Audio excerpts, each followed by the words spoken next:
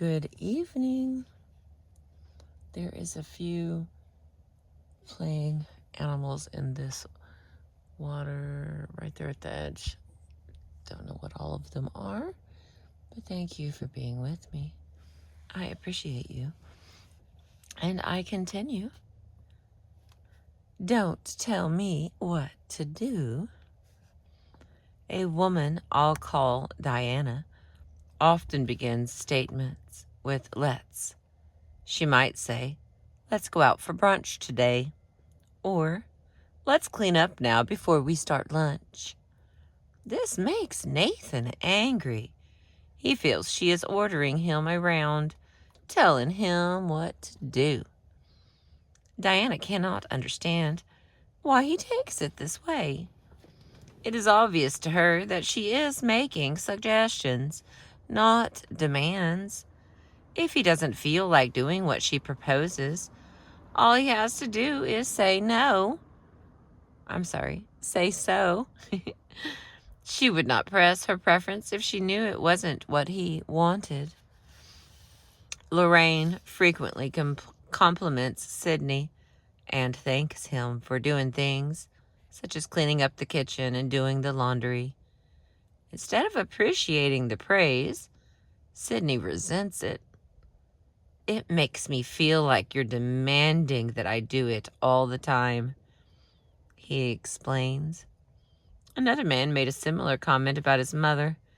She praised him for calling her, saying, "You're a very good person."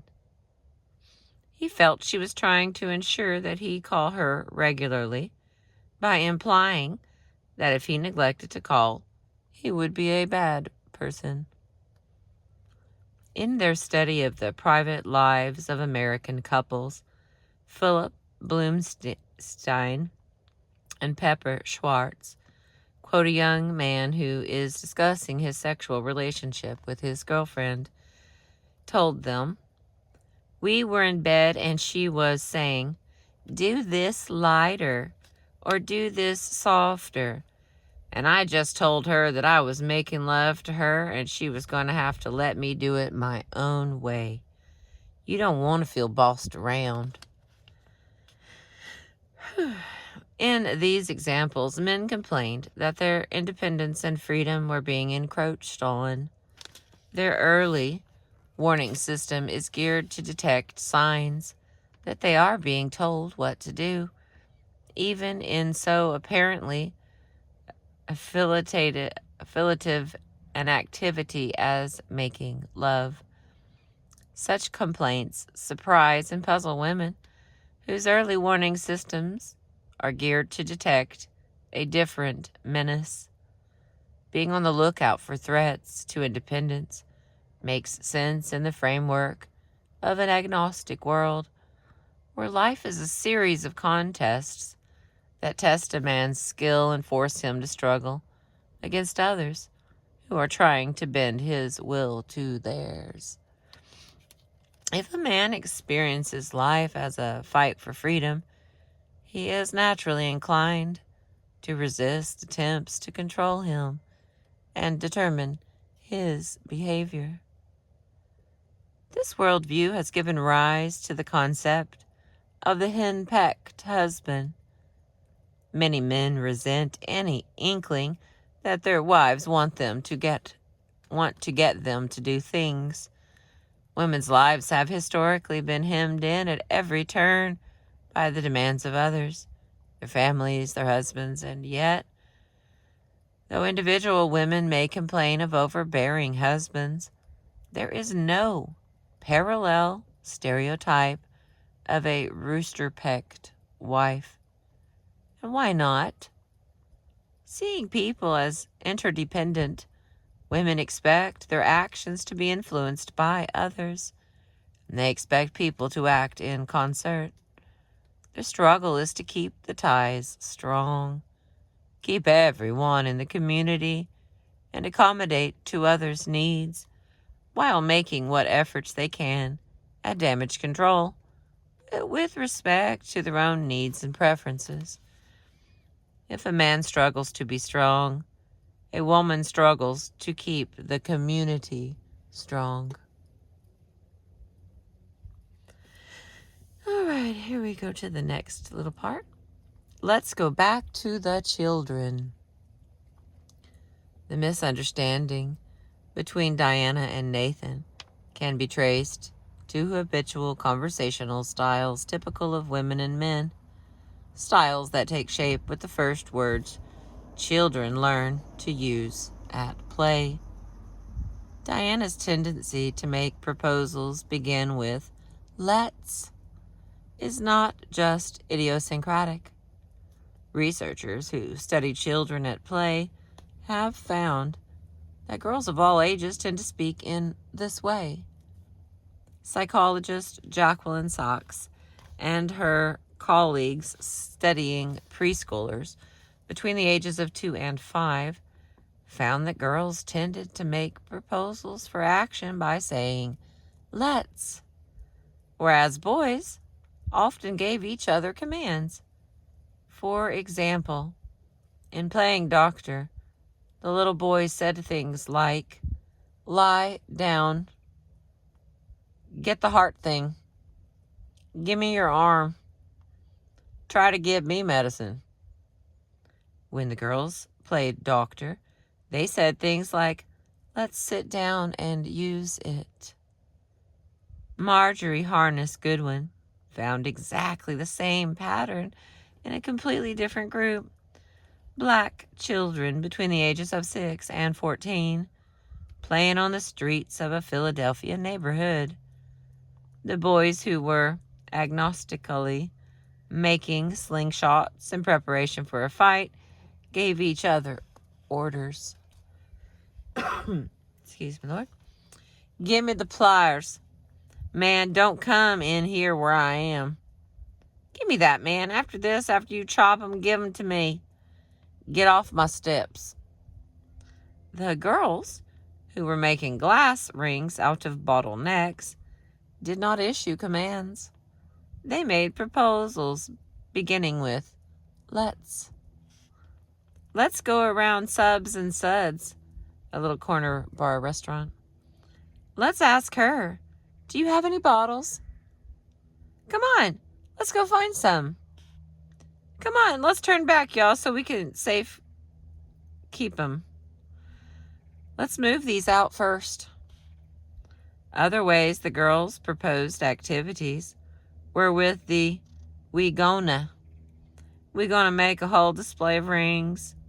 We could use a sewer to sand down the glass surfaces of the rings. Maybe we can slice them like that, and we gotta find some more bottles." Okay, I'm gonna read that again. Here's some of the other ways that girls proposed activities. First one, "we gonna." Second one, "we could." Third one, "maybe." Fourth one, "we gotta." There we go. All of these are attempts to influence what the others do without telling them what to do. Now, at the same time, they reinforce the identities of the girls as members of a community. Children may be influenced by their parents' styles, just as adults are influenced by what they learned as children. Psycholinguist Jean Berko Gleason studied how parents talk to their young children, found that fathers issue more commands to their children than mothers do, and they issue more commands to their sons than to their daughters. Sociolinguist Francis Smith observed a similar pattern in a public speaking situation. Examining the practice sermons of male and female students at a Baptist seminary, she found that when referring to chapters and verses in their exegesis, seriously, I have never seen that, exegesis, exegesis, the men frequently gave the audience orders, such as, "listen carefully as I read Luke chapter 17. The women, on the other hand, rarely uttered imperatives, but rather tended to invite the audience to participate, as in, let's go back to verse 15 and 16.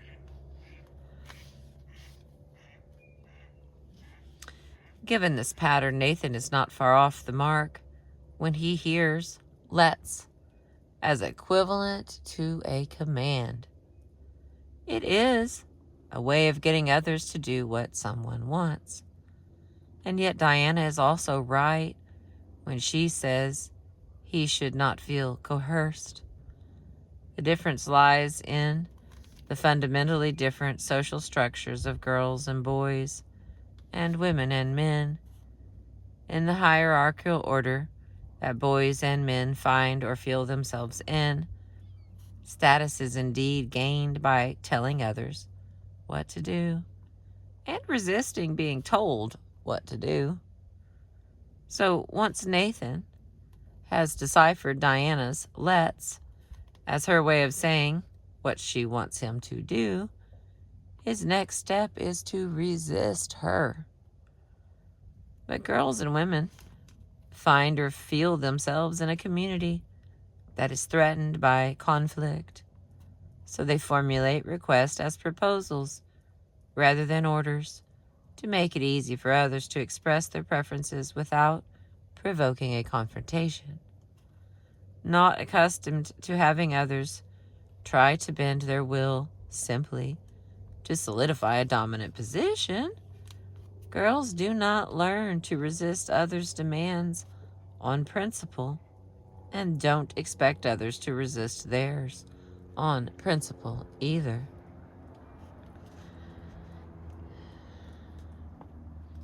It is not that women do not want to get their way, but that they do not want to purchase it at the cost of conflict.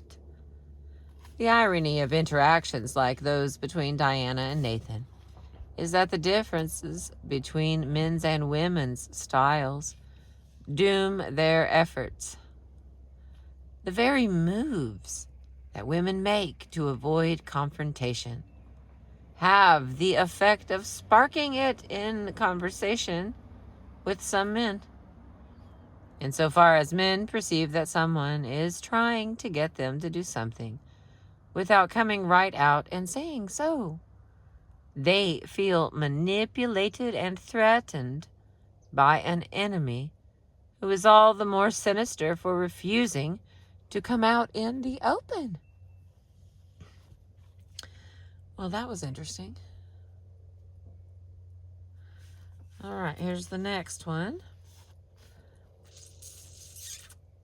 I'll be the doctor and you be the baby.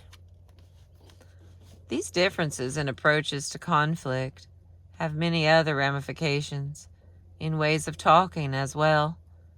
In her study of preschoolers at play, Sachs found that when little boys played doctor, I'll be the doctor was the normal stance. Boys wanted to take the doctor role 79% of the time. They often got into long arguments about which boy would get this high status role. Others have found similar patterns. Linguist Elaine Anderson had preschoolers play out doctor-patient scenes with hand puppets. She too found that the boys wanted to take the high-status role of doctor and generally refused to be the patient or the baby. The girls wanted to be the doctor only a third of the time. They often wanted to be the patient, the baby, or the mother. In Sachs' study, in the vast majority of cases, boys told each other what role to take. Come on, be a doctor. Girls, on the other hand, usually asked each other what role they wanted. Will you be the patient for a few minutes? Or make a joint proposal. I'll be the nurse and you be the doctor. Now we can both be doctors. We both can be sick. Or, okay, and I'll be the doctor for my baby and you be the doctor for your baby. Many of these proposals, in addition to avoiding confrontation or telling others what to do, are creative ways of keeping the girls equal in status. Do these experimental studies in which children played in a laboratory setting accurately reflect how children play in natural settings? Evidence that they do appears in an article written by a father, Roger Kamenetz. And here's that article, a little part of that. My daughter Anya, 6, and her friend Rose Marie, 7, were playing together in Anya's room. The door was ajar, and when I heard some cooing noises, I peeked in and saw that each child was holding a Cabbage Patch doll, cradling it in her arms. Now you change your baby, said Rosemary to Anya, and I'll change mine. In reading this, I was struck by the symmetry of the girls' play. Rosemary was proposing that they both engage in the same activity at the same time. Instead of trying to cast Anya in the low-status role of the baby, she reserved that role for the unprotesting Cabbage Patch doll.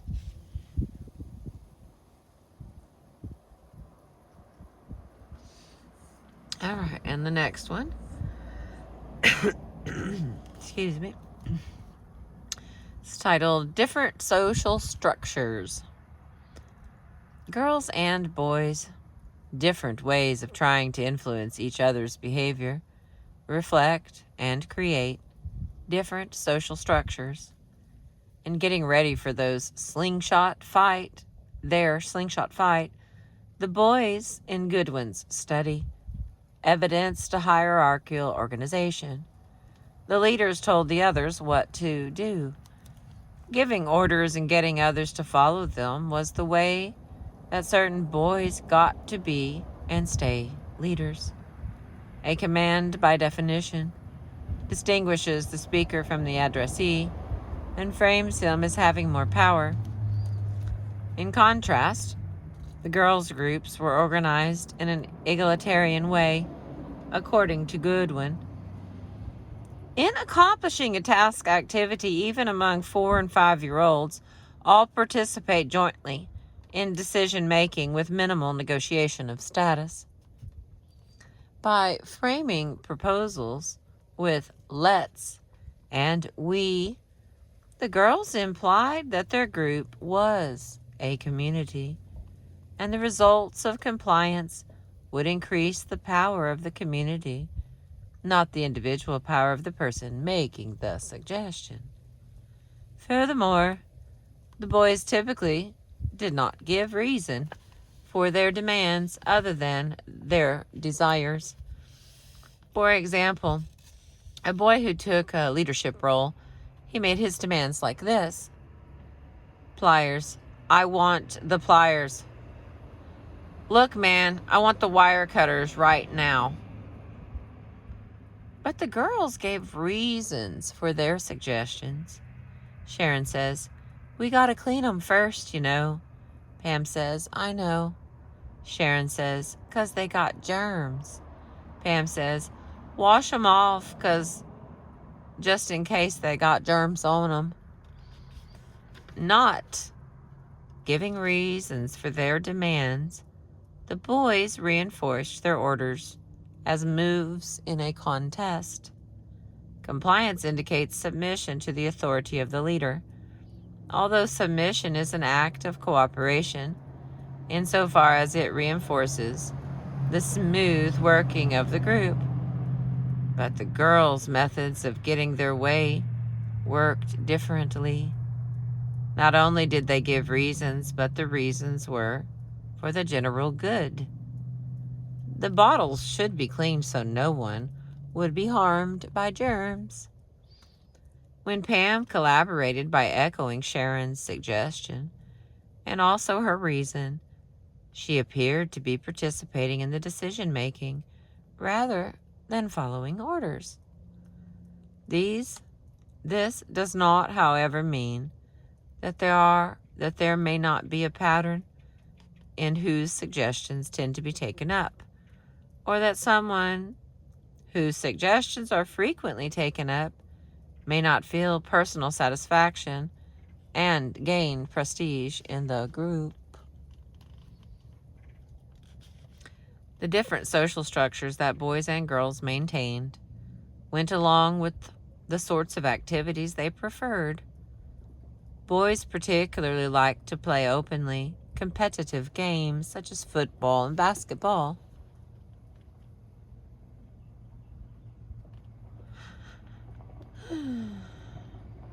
Even for activities that were not competitive by nature, the boys often broke into teams to facilitate competition. Girls were not much interested in organized sports or games. They preferred whole group activities such as jump rope or hopscotch. Goodwin found that the boys ranked themselves according to skill at different activities and often boasted and bragged about their abilities and possessions. Like the little boys in Sack's study, arguing over who would get to be the doctor, the pre-teen and teenage boys in Goodwin's study argued about status, about relative skill, and who had the power to tell whom what to do. The girls argued about their relative experience, their relationships to others, and what others said about them. Whereas boys boasted that they were better, a girl who acted as if she was better than the others was criticized for bragging or showing off. Boys are not only commanded, but also insulted and threatened. Boys not only commanded, but also insulted and threatened each other. If they had a complaint about another boy, they tended to voice it in his presence. Girls' complaints, however, were typically voiced in the absence of the accused. The girls' preference to avoid direct confrontation resulted in behavior that is traditionally thought of in a negative way, talking behind someone's back. Expressing this negative view, one man remarked that girls sacrifice sincerity for harmony. The accusation of insincerity is commonplace in cross-cultural communication because culturally different individuals don't talk in ways that seem obviously appropriate.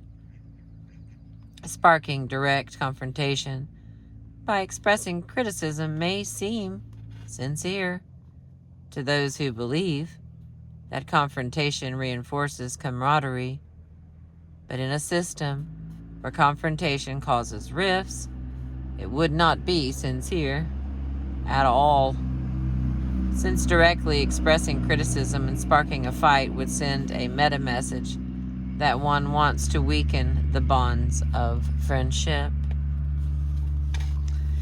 And the next one, you didn't say why.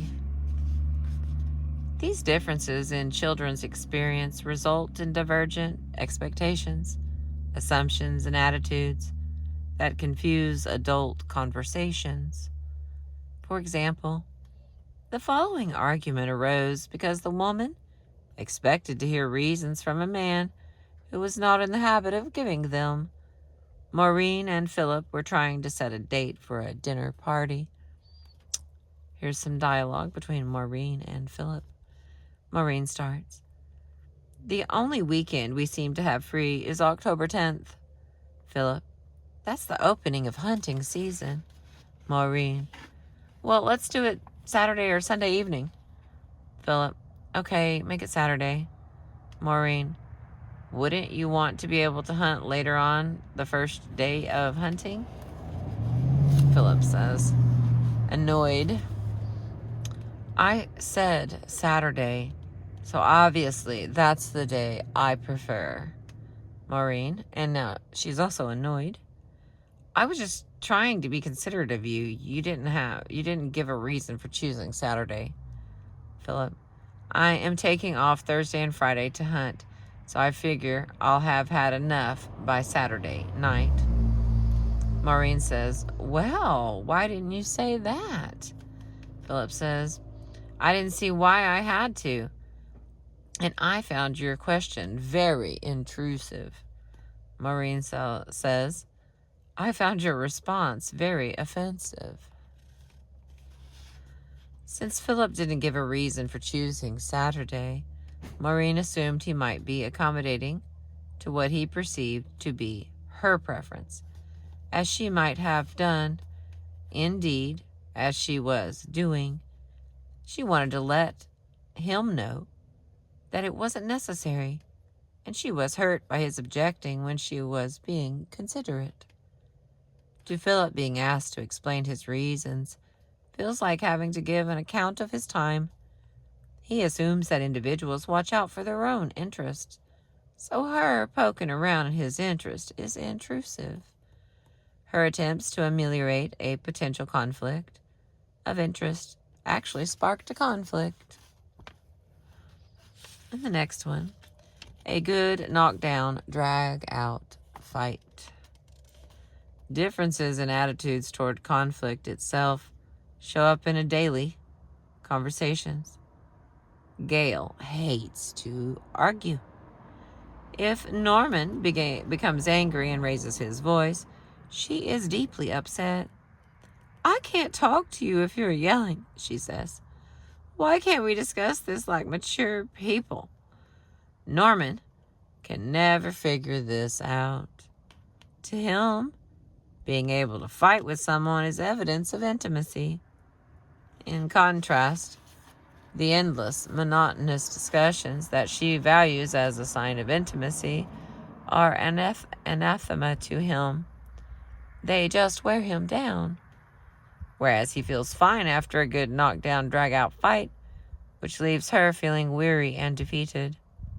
He regards such fighting as a form of ritual combat and values it as a sign of involvement, since only those who are intimately involved with each other argue. Many cultures of the world see arguing as a pleasurable sign of intimacy, as well as a game. Americans in Greece often get the feeling that they are witnessing an argument when they are overhearing a friendly conversation that is more heated than such a conversation would be if Americans were having it. Linguist Deborah Chiffron showed that in the conversations of working class, Eastern, European, Jewish speakers, both male and female, in Philadelphia, friendly argument was a means of being sociable. Linguist Jane Frank analyzed the conversation of a Jewish couple who tended to polarize and take argumentative positions in social situations. But they were not fighting. They were staging a kind of public sparring where both fighters were on the same side. That sounds great. Greeks often show caring by telling people what to do. A Greek woman studying in the United States surprised and annoyed her dorm mates by asking them questions like, why are you keeping the refrigerator door open so long? And why are you eating so little?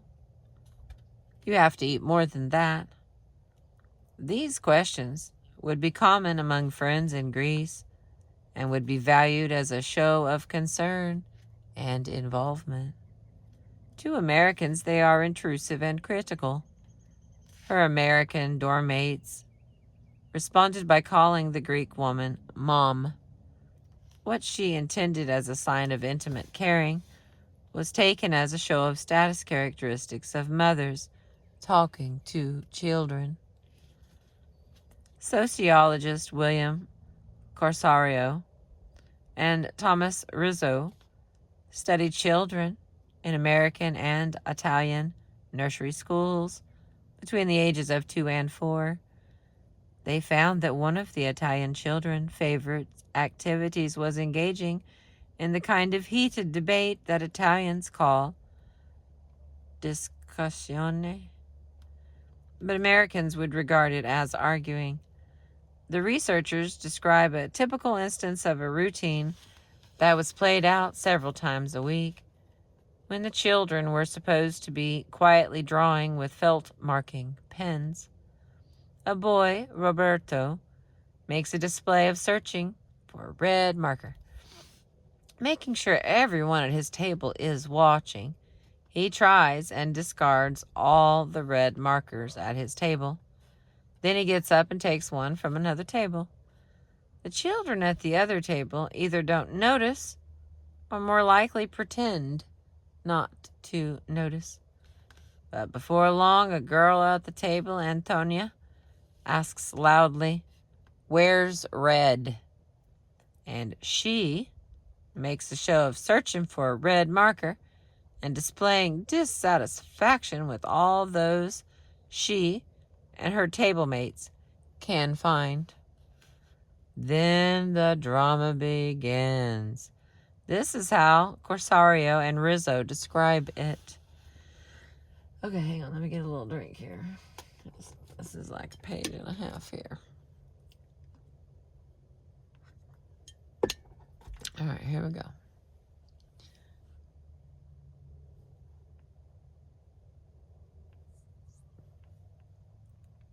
Okay, looks clear. Here they go. Antonia slaps her forehead and the palm of her hand and shouts, "They robbed us!" This exclamation sets several things in motion simultaneously. Roberto looks up from his work and smiles at the other children at his table. They all catch his eye and smile back, signaling that they know what is about to happen. At the same time, several of the children at the third table look over to Antonia's table and then quickly over to Roberto's. Finally, at Antonia's table, Maria jumps up, points to Roberto, and shouts, "It was Roberto!" Immediately, Antonia, Maria, and several other children march over to Roberto's table. Just as they arrive, a girl at the table, Luisa, grabs 7 or 8 markers, including the one Roberto took, and hides them in her lap under the table. Once at the table, Antonia accuses Roberto of stealing the red marker. He denies it, challenging Antonia and the others to find the stolen marker. As Antonia and Maria begin to look for the red marker, Bruna, backed by several other children from the third table, enters the dispute, claiming that Roberto did indeed steal the marker and that Luisa is hiding it. Luisa shouts, "No, it's not true!" But Antonia reaches under the table and grabs the markers that Luisa is hiding. At this point, there is a great deal of shouting, gesturing, pushing, and shoving, and the teachers must once again intervene and settle the dispute. These children are not squabbling over a red marker. There are more than enough markers to go around. As Corsario and Rizzo put it, they would simply rather argue than draw.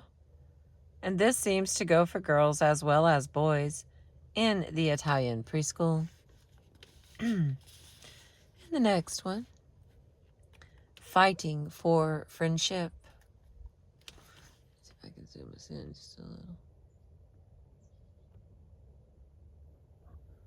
There we go. Okay, fighting for friendship.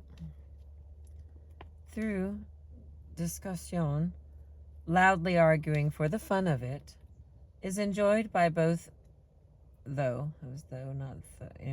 is enjoyed by both girls and boys in the Italian preschool. American boys and girls are less well matched in their attitudes toward conflict. Boys are far more likely to express and create affiliation by opposition. Teasing is a way that boys show affection to girls by taking an agnostic stance. A common example is the classic scene in which a boy pulls the braids of a girl that he likes. I don't know any girls who liked having their braids pulled. But if she likes the boy, the girl might prefer aggression to being ignored. This was the case with the Polish girl, Eva Hoffman, who recalls her childhood companion, Marik, in her book, Lost in Translation. I am in love with him. I can't stay away from him, even though sometimes he plays boyish mean pranks on me. He drops an enormous tome on my head when I pass in front of his window, and once he tries to stuff me into a hole in the forest, which turns out to have been left there by the Germans and might still have some mines in it. Marik's playfulness was potentially lethal. Nonetheless, Hoffman recalls, we talk to each other ceaselessly, and in games with other kids, we're a team. In fact, in spite of these risky games we play with each other, I have a deep belief that his greater physical strength is there to protect me. For boys and men, aggression does not preclude friendship. Quite the contrary. It is a good way to start interactions and create involvement. A woman told me of her surprise when she was a member of a mixed group of students attending a basketball game at the University of Michigan. Although their tickets had seat assignments, the usual practice among students at this university was for spectators to take any seats they found. First come, first served. Following these unwritten rules, the students took seats in the front row of the balcony. Before long, a group of men from Michigan State University arrived, assuming they were entitled to the seats shown on their ticket. Finding people in their seats, they ordered them out. When the University of Michigan students refused to vacate the seats, a loud argument ensued, in which the men of the two groups denounced and threatened each other, and the women sank down in their seats. After a while, the visitors settled for the seats adjoining the disputed ones. Then the men who had just been engaged in an angry verbal fight began a friendly chat about the teams and the schools and the game about to begin. The women were dumbfounded. They would never have engaged in such an argument, but they assumed that if they had, it would have made them enemies for life, not friends in the wink of an eye.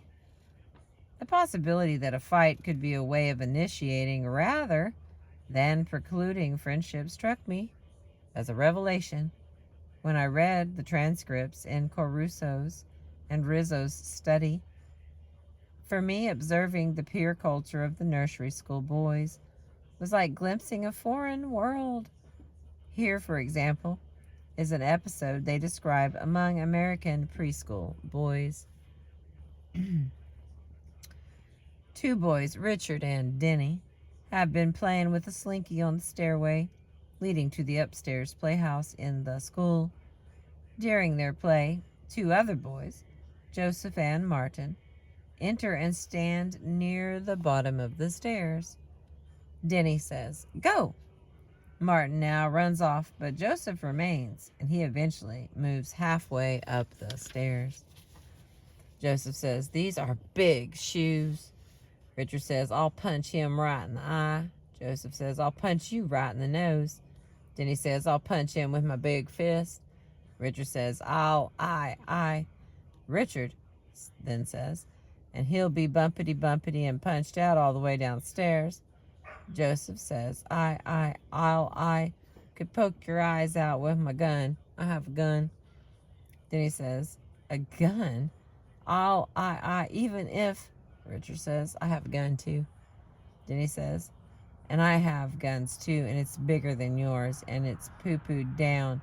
That's poo-poo." All three boys laugh at Denny's reference to poo-poo. Richard says, "Now, leave." Joseph says, "I'm gonna tell you to put on on the gun on your hair and the poop will come right out on your face. Denny says, well? Richard says, Slinky will snap right on your face too. Denny says, and my gun will snap right. Up to this point, Richard and Denny seem to be engaging in a bitter fight with Joseph, who has tried to disrupt their Slinky game. Denny introduces a harmonious tune by mentioning poo-poo, which makes all the boys laugh, but they are still threatening each other. Carsario and Rizzo describe what happened next. Now at this point, a girl, Debbie, enters, says she is Batgirl, and asks if they have seen Robin. Joseph says he is Robin, but she says she is looking for a different Robin, and then runs off. After Debbie leaves, Denny and Richard move into the playhouse, and Joseph follows. From this point to the end of the episode, the three boys play together. After an angry fight in which they threaten to punch and shoot each other and snap the Slinky at each other's faces, the three boys played together amicably. Not only did the altercation not prevent their playing together, it facilitated it. I suspect that picking a fight with Joseph's way of making contact with the other boys and engaging Joseph in the fight was Denny and Richard's method of easing his way into their play. Alright, and the next one. It's a fairly long chapter. Let me see how many pages. 86. 20 more pages for this one, so let's see what I can add to this. Making nice, the next one. Also intriguing is the preschool episode. Also intriguing in this preschool episode is the part played by the girl Debbie. It is her appearance in the guise of Batgirl that occasions the end of the boys' verbal fight and their shift to playing together peacefully. Debbie seems to swoop down like Batgirl on a peace mission. If the boys were creating an argument, the girl manages not to say she disagrees, even though she really does. When Debbie says she's looking for Robin and Joseph says he is Robin, she does not reply, "No, you're not." Instead, she accepts his premise and says she is looking for a different Robin. The role of the female as peacemaker crops up again and again. In the following scene from the story Volpone by Jane Shapiro, a daughter takes the role of a peacemaker in a fight between her mother and brother. The fight erupts because of the mother's and son's differing focuses on intimacy and independence in the act of showing concern. In this story, the narrator is visiting her son, Zach, at college. He has been taking part in a demonstration against the university's investments in South Africa by sleeping in one of a number of shanties the students have built on campus. At dinner with his visiting family, which includes his sister Nora, his father William, and his grandfather Pep, Zach explains that he is frustrated because, in contrast to the administrators of their other universities, where students routinely get their heads smashed, the president of his college tolerates and even supports the students' protesters, but does not exert pressure on the trustees to divest. Here is the voice of Zach's mother, who is narrating the story. After a pause, I said, "Well, I'm sorry you're not making more of an impression on the trustees, but speaking as a mother, there are times when I'm really glad you're not at Berkeley or wherever, getting your head routinely smashed." Zach gave me a curious look, and Nora sat back and gave me an amused one. "As a mother," she said. "You usually try not to say that." By sitting back and reminding her mother that she usually tries not to speak as a mother, Nora seems to be trying to divert her mother from the conversational path she has embarked on. But the narrator continues with disastrous results. I said, well, I mean, I'm torn. Obviously, I support you, and I'm proud of you, and I think it's important you stand by your convictions. And obviously, I don't believe in trying to keep my kids from operating independently and doing what they think is right. At the same time, there's a part of me that says I really don't want you getting smashed in the head. Although stagey, this sounded so reasonable to me as to be unassailable. William was supportively, absently nodding. It's a conflict I've not resolved, I said, and it's kind of irrelevant, Mom, whether you want to try to keep us from operating in a certain way, Zach said. We're people. We're already operating. It's nice that you make an effort to frame it in a liberal way, but your idea, Mom, about whether you should let us do it is kind of, I don't know, not exactly germane.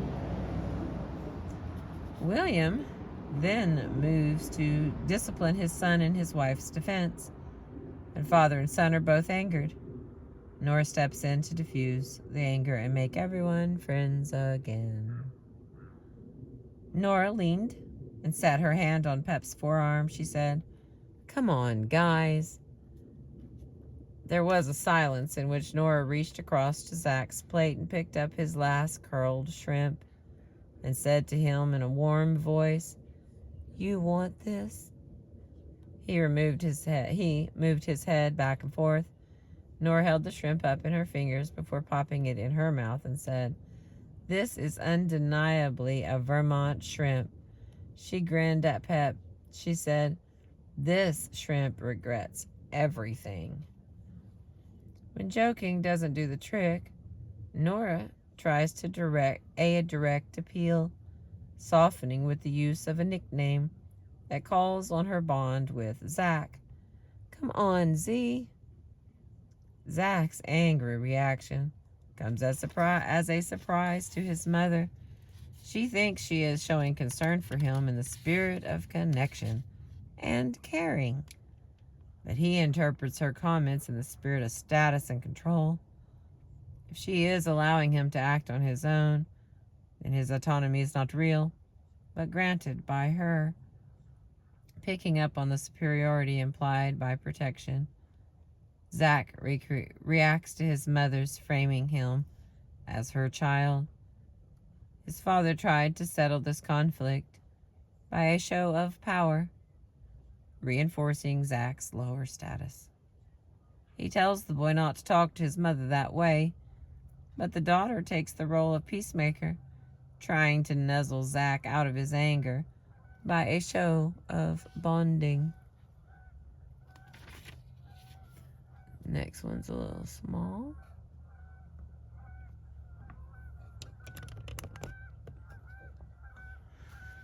Called Don't You Agree? The role of peacemaker reflects the general tendency among women to seek agreement.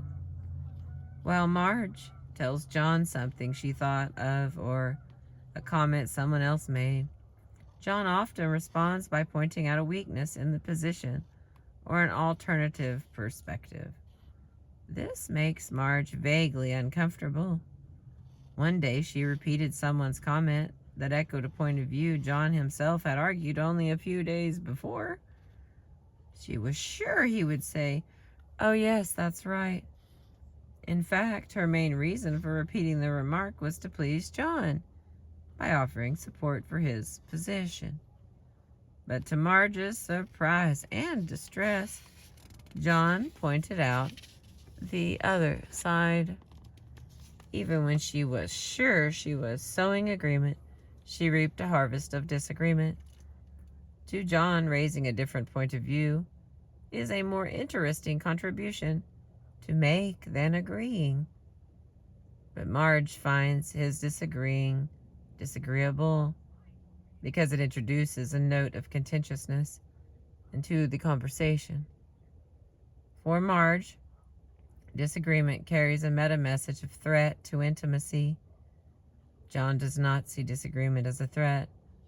Quite the opposite. He regards being able to express disagreement as a sign of intimacy.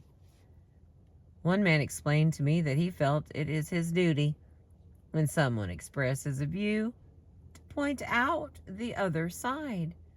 If someone complains of another's behavior, he feels he should explain what that person's motive might be. When someone takes a position, he feels he ought to help explore it by trying to poke holes in it and playing devil's advocate for the opposing view. In all this, he feels he is being supportive, and in a way he is, but it is support modeled on an adversative stance. It's a disagreeable, there we go, how about that? A stance that is more expected and appreciated by men than by women.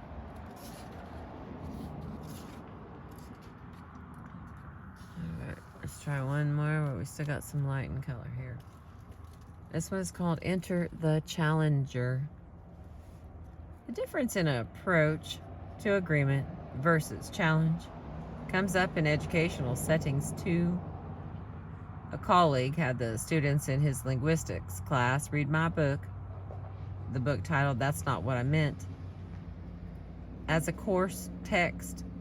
He then set them the assignment of composing questions for me and sent me a dozen to answer. Of the 12 students whose questions I received, 10 were women and 2 were men. All 10 women's questions were supportive or exploring, asking for clarification, explanation, or personal information. For example, they asked, "Can you explain further? Can you give another example? Are differences biological or social? Where do you get your examples? How will society change if everyone accepts your ideas? Why did you marry your husband?" The 2 questions from men were challenging. One asked, in essence, "Your book deals a lot with psychology. Why did you reject the way a psychologist interrogated you at your seminar?" The other asked, "Doesn't much of the material in your book fall more easily into the realm of rhetoric and communication than linguistics?" The women's questions seemed charming to me, but the men's seemed cheeky. I remarked on the pattern to my husband. "Well, it was a setup," he commented. "How so?" I asked. "Well," he said, "their professor told them, 'Here's your chance. Here's the expert. It's a setup to challenge you.' So there it was again. He too thought it natural to challenge an expert. I like the women in this class. Think that access to an expert. I like the women in this class. Think that access to an expert is a chance to learn inside information and make personal contact. What then is the meaning of a challenge?" I heard the men's questions as attempting to undercut my authority. Both seemed to be saying, "You aren't really a linguist." And one further questioned my interpretation of my own example. I did not like this. I liked the women's questions better. I felt they reinforced my authority. I didn't even mind the intrusive one about my marriage, which allowed me to be wary and amusing in my response. Maybe it's wry. But challenging can be a form of respect. A male colleague commented that softball questions are pointless when there is a serious issue involved. Making a similar point, another male colleague commented with regard to a somewhat critical book review he had written, "In a way, you honor someone by grappling with him. Yes, her too." I was intrigued that both chose adversarial metaphors from sports and combat to explain why challenging is obviously, to them, come on, baby, constructive in an academic interchange. I doubt I am unusual among women in seeing challenges as somewhat more real than ritual, and to take them personally as attempts to undercut my authority, rather than to bolster it by grappling with me. It seems like to me now that the young men who asked challenging questions were trying to engage me on an intellectual level, but they fell into a cross-cultural gap.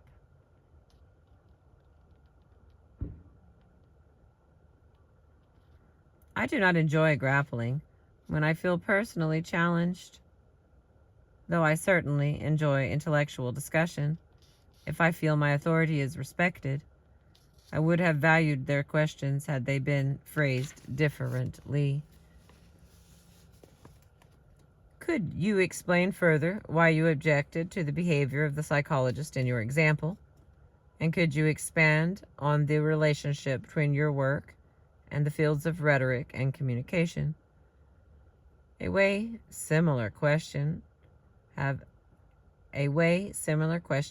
been proposed to me is, I agree with you, but I have trouble answering people who ask me why what I do is linguistics. How do you answer people like that? Someone who phrases questions this way elicits the same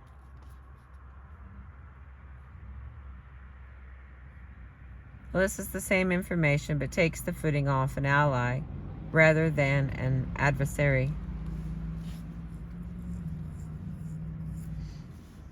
Okay, one more. Fighting to be nice. Since recognizing these patterns, I have been amazed at how often men invoke the theme of aggression to accomplish affiliative ends. For example, a guest speaker in one of my classes wanted to make the point that seemingly odd behavior could have many different explanations.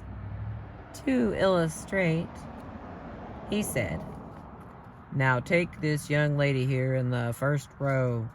Suppose she suddenly stood up and began strangling this other young lady sitting next to her. In reaching for an example of unexpected behavior, he just happened to think of an attack.